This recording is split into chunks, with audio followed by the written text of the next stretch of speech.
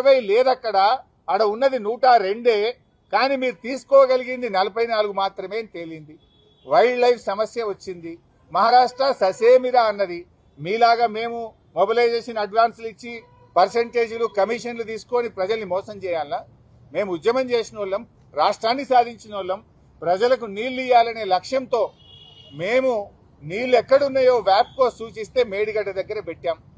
మరి అదే కేంద్ర ప్రభుత్వ సంస్థ సిడబ్ల్యూసి తమ్మిడిహట్టి దగ్గర నీళ్లు లేవని చెప్పింది. మేడిగడ్డ దగ్గర 282 టీఎంసీల నీటి లభ్యత ఉన్నది అని మాకు పర్మిషన్ ఇచ్చింది, అనుమతి ఇచ్చింది. అన్ని రకాల అనుమతులు మేము తెచ్చాం. డాక్యుమెంట్స్ ఉన్నాయి. అసెంబ్లీలో చర్చ పెట్టు దమ్ముంటే అన్ని తీసుకొని చర్చకు రావడానికి సిద్ధం. నువ్వు ఊకే రచ్చ చేయడం బంద్ చేయి. నీకు చేతనైతే నీ ఇష్టమున్న డేట్ పెట్టు. నువ్వు పెట్టిన డేట్కి అసెంబ్లీకి వస్తాం, చర్చ చేస్తాం, ఒప్పిస్తాం.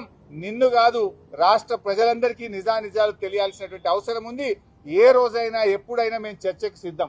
ఒకటే షరత్ ఏంటంటే మైక్ కట్ చేయొద్దు, అసెంబ్లీని వాయిదా వేసుకొని పారిపోవద్దు. నిజాయితీగా నిలబడు.